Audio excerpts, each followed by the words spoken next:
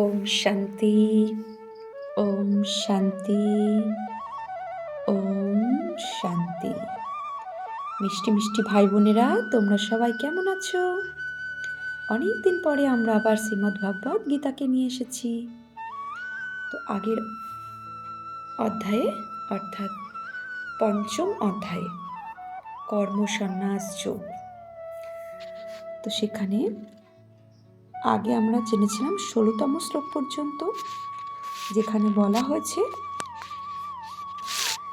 যে জ্ঞান দ্বারা অজ্ঞান দ্বারা জ্ঞান আচ্ছন্ন ছিল, তাই মানুষ মোহগ্রস্ত হয়ে বিভিন্ন কর্ম করে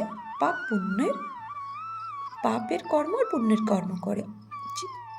তো যেহেতু অজ্ঞান দ্বারা জ্ঞান আচ্ছন্ন রয়েছে, তাই মোহগ্রস্ত হয়ে মানুষ বিকর্ম করে ফেলে, তাই তার ফলও ভোগ করতে হয়। তাই ভগবান বলেছে তার থেকে উদ্ধার পেতে গেলে কি করতে হবে? কিন্তু যাহাদের আত্ম বিষয়ক জ্ঞান, তাহলে নিজে কে আমাকে জানতে হবে, আমি কে? আমি এক চৈতন্য শক্তি আত্মা। আত্মা কিভাবে কর্ম করে, আত্মার কিভাবে শক্তি, মানে আত্মার 3 শক্তি কি আছে? মন, বুদ্ধি, অহংকার। তো এই যে আত্ম বিষয়ের জ্ঞান যার জাগরণ হয়েছে, সেই আত্ম বিষয়ের জ্ঞানের দ্বারাই তার যে অজ্ঞানতা আছে সেটা বিনষ্ট হয়ে যায়। তো সেই ধরনের আত্মা, তাহাদিগদেরই আত্মজ্ঞান সূর্যের মতো সেই পরম বস্তুকে অর্থাৎ পরম তত্ত্বকে প্রকাশ করিয়ে দেন। যেমন সূর্যের আলো প্রকাশিত হওয়ার সঙ্গে সঙ্গে অন্ধকার ঘুচিয়ে সমস্ত কিছু আমাদের কি দর্শন হয়, ঠিক সেরকমভাবে যখনই আত্মজ্ঞান জাগরণ হবে ও আত্মজ্ঞানের আলোয় পরম বস্তু প্রকাশ হয়ে যায় সূর্যের মতো। অর্থাৎ সূর্য যেমন অন্ধকারকে নাশ করে সমস্ত বস্তু প্রকাশিত করে, সেরকমভাবে আত্মজ্ঞান জীবের সমস্ত মোহ বিকর্ম দূর করে দেয়।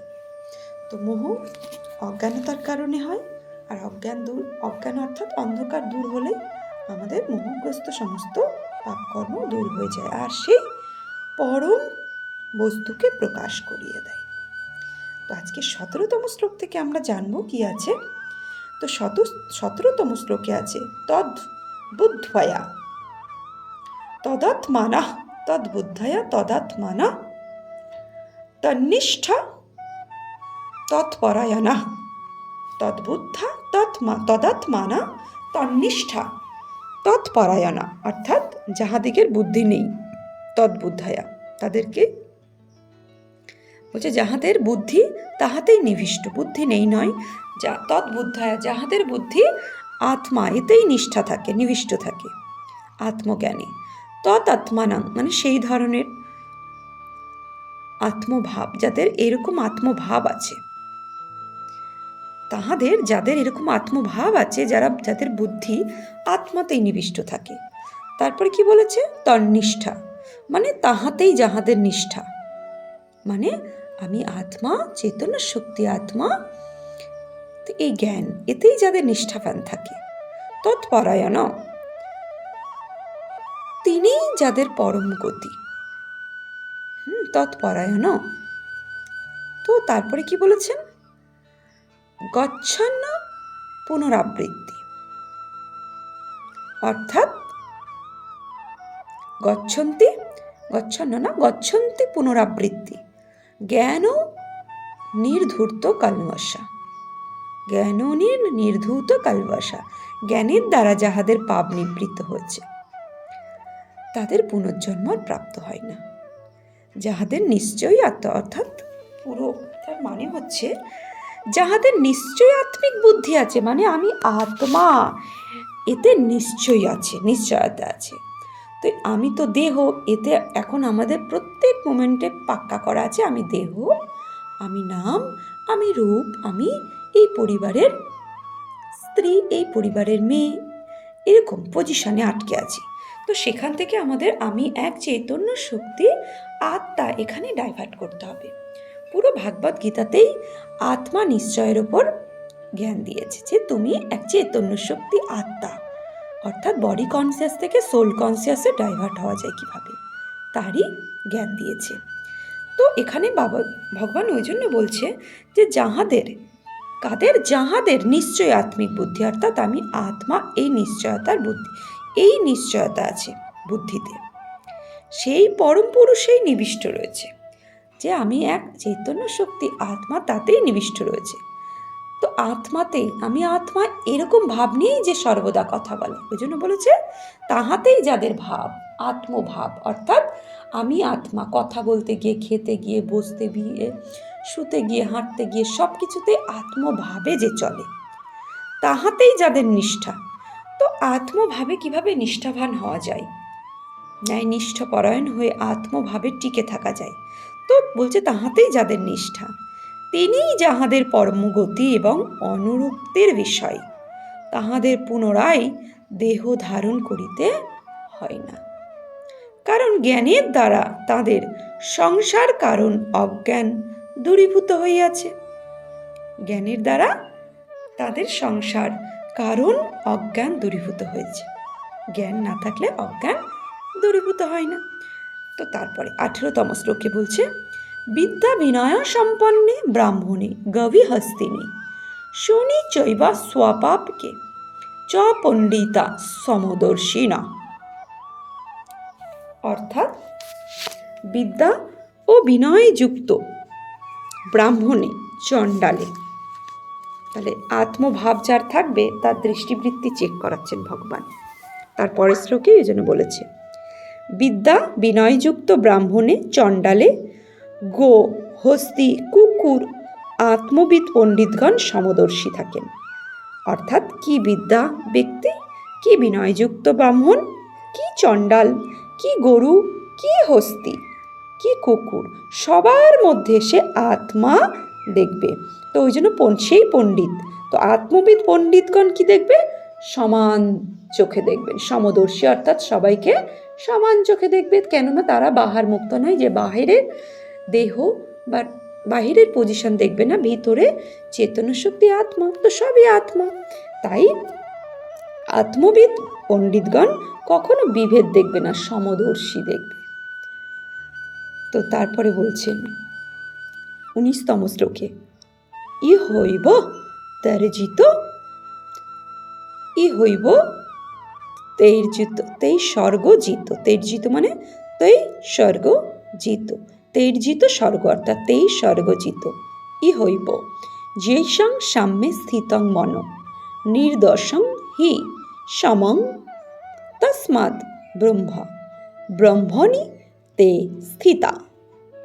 যেষাং মনা, অর্থাৎ যেষাং মনা যাহাদিগের মন, সাম্যে স্থিতং,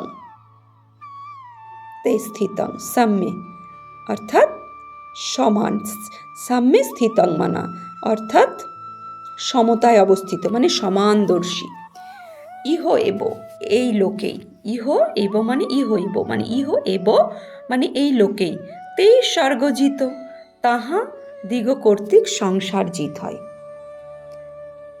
যেহেতু ব্রহ্ম সমং নির্দোষং, সম ও নির্দোষ, ব্রহ্ম কি সমান আর নির্দোষ, তস্মাৎ অর্থাৎ সেই হেতু, তে সেই সমদর্শী পণ্ডিতগণ, তেই মানে সেই সমদর্শী পণ্ডিতগণ, ব্রহ্মই স্থিত, অর্থাৎ ব্রহ্মণেই স্থিত, অর্থাৎ ব্রহ্মতেই অবস্থিতি করেন, মানে যাহাদিগের মন সাম্যে অবস্থিত। তো আগের শ্লোকেই বলেছে যে যাহারা পণ্ডিত হন, কারা পণ্ডিত, যারা আত্মবিদ, আত্মা অনুভব করে।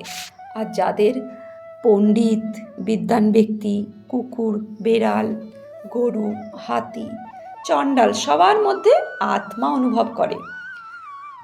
তাই কে চণ্ডাল, কে গরু, কে পাখি, কে পশু, এরকম ভেদ না করে সমবৎ, অর্থাৎ সমদর্শী পণ্ডিত, তাদের অবস্থা কি হয়, সমানতায় অবস্থিতি থাকে, তাদের মন সমানতায় থাকে, সাম্যে অবস্থিতি থাকে, অর্থাৎ সর্ববিষয়ে বৈষম্য রহিত, তাদের কোনো কিছুতে বৈষম্য, বিভেদ, ভাগ থাকে না। তাহারা ইহলোকে থাকিয়াই এই জনম মরণ রূপ সংসার অতিক্রম করেন। তাহারা ইহলোকে, এই লোকে থেকেও জন্ম মরণ সংসার অতিক্রম করেন। যেহেতু ব্রহ্ম সম ও নির্দোষ, সুতরাং সেই সমদর্শী পুরুষগণ ব্রহ্মেই অবস্থিত করেন। ব্রহ্ম যেহেতু নির্দোষ আর সমান, তাই সেখানেই তাদের মন অবস্থিতি, ব্রহ্মভাব প্রাপ্ত হন।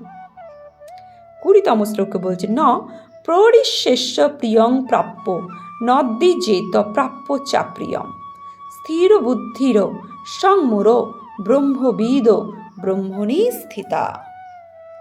অর্থাৎ ঈদৃশ ব্রহ্মজ্ঞ ব্যক্তি, এই ধরনের ব্রহ্ম জ্ঞানী ব্যক্তিগণ স্থির বুদ্ধি থাকেন, সর্বপ্রকার মোহ বর্জিত থাকেন এবং এই ব্রহ্মেই অবস্থিত, তাই এবং এই ব্রহ্মেই অবস্থিত অর্থাৎ ব্রহ্মভাবে ভাবিত।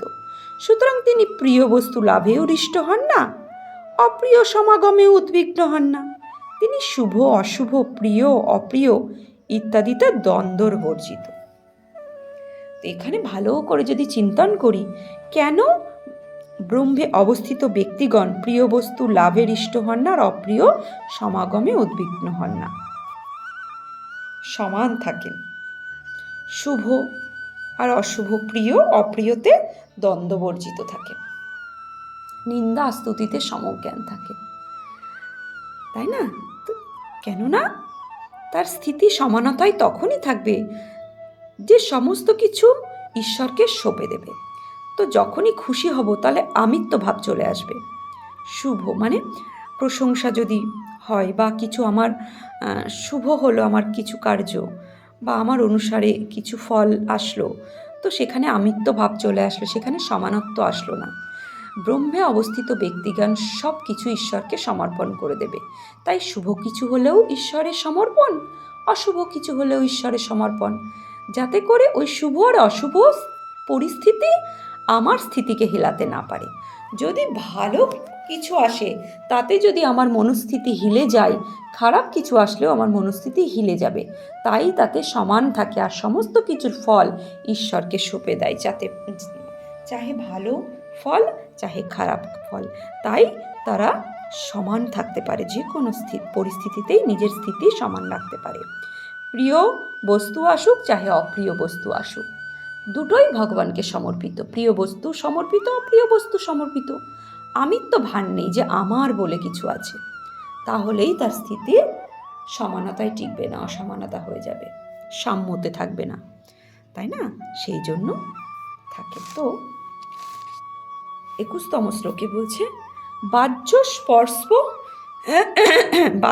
স্পর্শসু অশক্তাত্মা বিন্দুত্ব। বলছেন অশক্ত আত্মা বিন্দু ত্যাক্তানি যৎ সুখম স ব্রহ্মযোগযুক্তাত্মা সুখম অক্ষয়ম স্নুতে।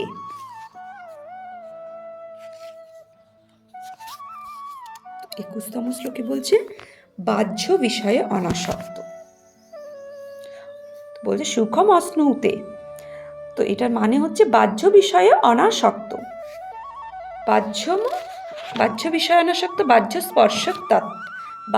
স্পর্শ ত্যাক্ত আনা, অর্থাৎ বাহ্যিক বিষয়ে অনাসক্ত। বাহ্যিক যে কিছু আমরা এই চোখ দিয়ে, যা কিছু আমরা এই চোখ দিয়ে দেখতে পাই সেটাই বাহ্যিক বিষয়ে, তো ওই বাহ্যিক বিষয়ে তার অনাসক্ত থাকে। ব্রহ্মে সমাহিত চিত্ত পুরুষ আত্মায় যে আনন্দ আছে, তার মানে ব্রহ্মে লীন হয়ে থাকে, ব্রহ্মে সমানতা থাকে, ব্রহ্মে সমাহিত থাকে, তার হৃদয় সর্বদাই ব্রহ্মে থাকে। চিত্ত মানে সমাহিত থাকে ব্রহ্মে। তো ব্রহ্মে সমাহিত চিত্ত পুরুষ মানে আত্মা, আত্মায় যে আনন্দ আছে তাহা লাভ করেন, তিনি অক্ষয় আনন্দ উপভোগ করেন, তাই বাহ্য বিষয়ে অনাসক্ত থাকেন। তার মানে কি, বাহ্যিক বিষয় মানে এই চোখ দিয়ে যা কিছু দেখছি তাতে আমরা যে আনন্দ অনুভব করি, ওই আনন্দ অনুভব তখনই যাবে যখন আত্ম অনুভূতি হবে, অর্থাৎ ব্রহ্মে সমাহিত চিত্ত, তার চিত্ত সবসময় ব্রহ্মে সমাহিত থাকবে। কখন থাকবে? যখন ও আত্মায় যে আনন্দ আছে, ব্রহ্মে সমাহিত আত্মা, আমি অনুভব করাতেই যে আত্মাতে আনন্দ আছে, আত্মা যে আনন্দ স্বরূপ, তাকে যে লাভ করেছেন, আত্মা আনন্দ স্বরূপ, সেই আনন্দকে যে লাভ করেছেন, তিনি অক্ষয় আনন্দ উপভোগ করেন। তাই সে বাহ্যিক কোনো কিছুতেই আসক্তি রাখবেন না, বাহ্যিক বিষয়ে কোনো কিছুতেই তার আনন্দ অনুভব হবে না, কেন তার থেকে হাজার লাখো গুণ আনন্দ আত্মাতেই অনুভব করে। তো ওটা হচ্ছে অভ্যন্তরীণ আনন্দ, আর যাকে অক্ষয় বলা হয়, সে আনন্দের ক্ষয় হয় না। কিন্তু বাহ্যিক বিষয়ের আনন্দের ক্ষয় আছে, আজ আছে তো কাল নেই। যে বাহ্যিক স্থূল বস্তুকে নিয়ে যে আমি আনন্দ করছি, সেই আনন্দ আজ আছে তো কাল নেই, অনিত্য, তাই না? নিত্য নয়। কিন্তু আত্মাতে যে আনন্দ আছে, সেই আত্মার আনন্দ অক্ষয়। তাই সে অক্ষয় আনন্দে যে উপভোগ করে, সে ওইরকম ক্ষণস্থায়ী আনন্দে অনাসক্ত থাকে। তো তারপরে শ্লোকে বলছে, 22তম শ্লোকে, যে হি সংস্পর্শজা ভোগা দুঃখ যৌনায়া এবতে, যে হি সংস্পর্শজা ভোগা দুঃখ যৌনায়া এবতে অদ্যস্যবন্ত কৌন্তেয় ন তেষু রমতে বুধ। হে অর্জুন, বিষয় ভোগজনিত যে সকল সুখ, সেই সকল নিশ্চয়ই দুঃখের হেতু। তাহলে ভোগ বিষয়, বাহ্যিক দুনিয়ায় আসক্তি, যে স্থূল বিষয়, ভোগ বিষয় যে সকল সুখ আছে, তাতেও সুখ আছে, কিন্তু সেটা ক্ষণিকের। সেই সকল নিশ্চয়ই দুঃখের হেতু এবং আদি ও অন্ত বিশিষ্ট, মানে ক্ষণস্থায়ী ও অনিত্য। বিবেকী ব্যক্তি, মানে যারা জ্ঞানী, বিবেকী মানে জ্ঞানী ব্যক্তি, উহাতে রত হন না। অর্থাৎ বিবেকী, বুধা মানে বিবেকী ব্যক্তি, ওই বাহ্যিক বিষয়ে আনন্দে কখনো রত হন না, কেননা সেটা ক্ষণস্থায়ী, সেটা অনিত্য, নিত্য নয়, দৈনন্দিন থাকে না সেটা, তাই তাতে তারা রত হন না।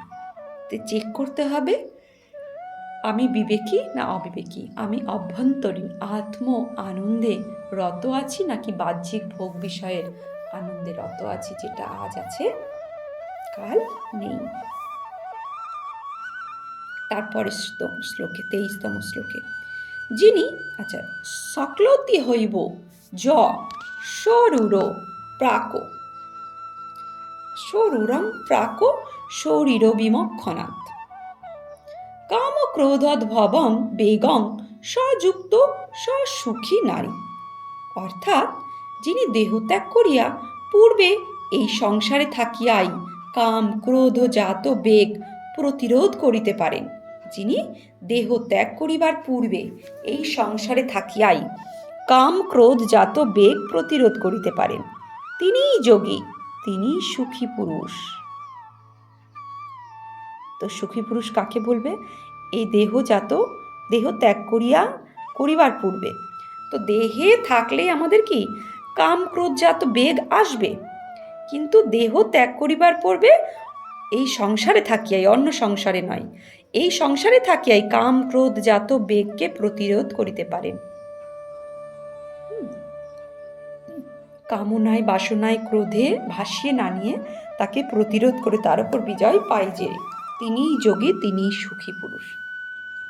তাহলে ভগবান যোগী পুরুষের ডেফিনেশন কি দিলেন, স্পষ্টীকরণ কি দিলেন? যোগী হতে গেলে এই সংসারে থাকিয়া কাম ক্রোধজাত বেগকে প্রতিরোধ করতে পারেন, তবেই কিন্তু তিনি যোগী, তিনি সুখী পুরুষ। আর যোগী মানেই সুখী। দেহ ত্যাগ করিবার পূর্বে, তার মানে দেহ ত্যাগ করিবার পূর্বে আমাকে আত্মা নিশ্চয় করতে হবে যে আমি এক চৈতন্য শক্তি আত্মা। এখানে যে নিশ্চয় করবে, এই 17তম শ্লোকে ওই জন্য বলছে নিশ্চয় আত্মিক বুদ্ধি, আত্মা নিশ্চয় বুদ্ধি বিজয়ন্তী, নিশ্চয় আত্মিক বুদ্ধি বিজয়ন্তী। তো যে নিজেকে আত্মা নিশ্চয় করবে, পাক্কা করবে প্রত্যেক ক্ষণে ক্ষণে, সেই সমস্ত কিছুর ওপর বিজয় পাবে। এই ভোগ বিষয়ের সাংসারিক জগতে যে কাম ক্রোধজাত বেগ, তাকেও প্রতিরোধ করতে পারবে। তার একটাই আধার হচ্ছে নিজেকে আত্মা নিশ্চয় করতে হবে, তবেই তিনি যোগী। তো যোগী হওয়া মানে কাম ক্রোধ বেগ আদিকে প্রতিরোধ করা, আর তার ওষুধই হচ্ছে আমি আত্মা, চৈতন্য শক্তি। তো তখনই সে সুখী হতে পারবে। তো সুখী হতে গেলে ভগবান কি বলেছেন? ভগবানের মহাবাক্য, তিনি স্পষ্ট রূপে বলেছেন যে সুখী হতে গেলে যোগী হতে হবে, আর যোগী হতে গেলে কাম ক্রোধের যে বেগ তাকে প্রতিরোধ করতে হবে, আর কাম ক্রোধের বেগ প্রতিরোধ করতে গেলে নিজেকে আত্মা নিশ্চয় করতে হবে। এই হচ্ছে মেথড, তাই না? তো এটাকে আন্ডারলাইন করবে যে কিভাবে আমি সুখী হতে পারবো, আর সুখী হতে গেলে আমাকে যোগী হতে হবে, আর যোগী হতে গেলে আমাকে কাম ক্রোধ এর বেগ এই সংসারে থেকেই এর উপর বিজয় পেতে হবে, আর এটাকে বিজয় পেতে গেলে আমাকে আত্মা নিশ্চয় করতে হবে। তো এটাকে বুদ্ধিরূপী পাত্রে পাক্কা করে নিতে হবে, আন্ডারলাইন করতে হবে, যে পঞ্চম অধ্যায় সন্ন্যাস যোগের 23তম শ্লোকে। তো ভগবান বলছেন 24তম শ্লোকে, যো হস্ত য অন্ত সুখ, অর্থাৎ য অন্ত সুখ অন্ত আরাম, য অন্ত সুখ অন্ত আরাম তথা য অন্তর জ্যোতি এব। তার মানে য অন্তর সুখ অন্তর আরাম তথা অন্তর জ্যোতি এব স্বযোগী ব্রহ্ম নির্বাণাং ব্রহ্মভূত অধিগচ্ছিত গচ্ছতি। 24তম শ্লোকে বলছে, যাহার অন্তরে সুখ, যাহার অন্তরেই আরাম, অর্থাৎ অন্তরে কে থাকে? আমি এক চৈতন্য শক্তি আত্মা। তো যাহার অন্তরে অর্থাৎ আত্মাতেই সুখ, তো যখনই আমি আত্মা নিশ্চয় করব, আত্মাতে টিকে থাকব, তো আত্মাতেই সুখ, যাহার অন্তরে অর্থাৎ আত্মাতেই আরাম ও শান্তি, যাহার অন্তরেই অলোক, সেই যোগী ব্রহ্মভাব প্রাপ্ত হইয়া ব্রহ্মেই নির্বাণ প্রাপ্ত হন। অর্থাৎ সেই যোগী ব্রহ্মভাব, ব্রহ্মের ভাব প্রাপ্ত হয়, আর সে ব্রহ্মেই নির্বাণ লাভ করে। ব্রহ্মলোক হচ্ছে আমাদের নিবাসস্থান, তো সেখানে সে প্রাপ্ত হন। তো তার আগে কি করতে হবে? তার আত্মাতেই সুখ আনতে হবে, যে আমি এক চৈতন্য শক্তি আত্মা, এতেই সুখ অনুভূতি করতে হবে, বাহ্যিক কোনো বিষয় নয়, বাহ্যিক ভোগ বিষয়ে সুখ অনুভব করলে হবে না। আমি আত্মা, এতেই সুখ, আর আত্মাতেই আরাম পেতে হবে, কোনো স্থূল বস্তুর আধারে আরাম নয়। আমি আত্মা, তাতেই আরাম ও শান্তি, যাহার অন্তরে আলোক, সেই যোগী ব্রহ্মভাব প্রাপ্ত হইয়া ব্রহ্মের নির্বাণ প্রাপ্ত হন। তো তারপরে বলছেন 25তম শ্লোকে, লভ আন্তে ব্রহ্ম নির্বাণ মৃষয় ক্ষীণ কলবসা ছিন্ন দৈধা যত্তাত্তানা সর্বভূত হিতে রতা। আবার বলছি, লভন্তে ব্রহ্ম নির্বাণ মৃষয়া, ব্রহ্ম নির্বাণ, লভন্তে ব্রহ্ম নির্বাণ মৃষয়া, ঋষয়া হবে ওটা, মৃষয়াটাকে ঋষয়া, ক্ষীণ কলবসা ছিন্ন দৈধা যত আত্মানা সর্বভূত হিতে রত।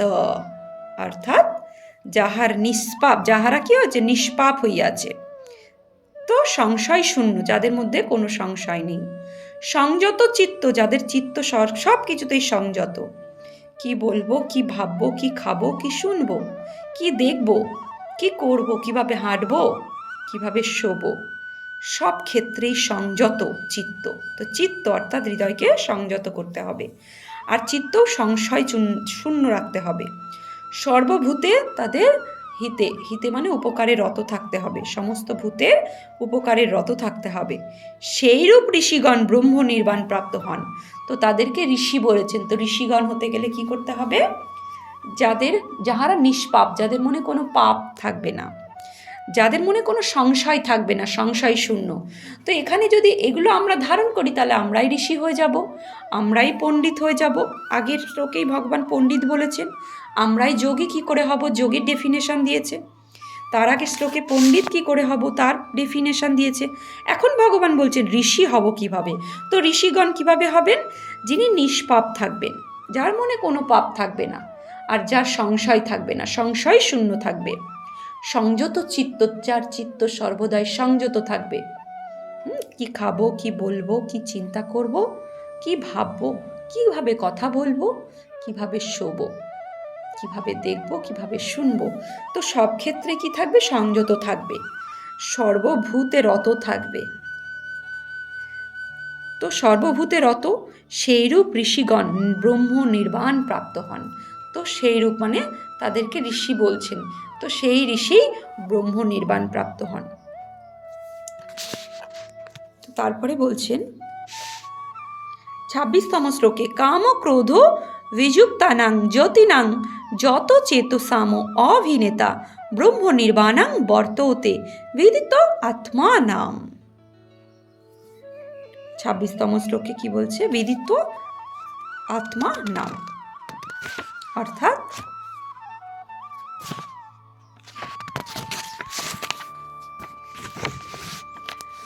কাম ক্রোধ বিধি মুক্ত, কাম ক্রোধ বিমুক্ত, যার কামনা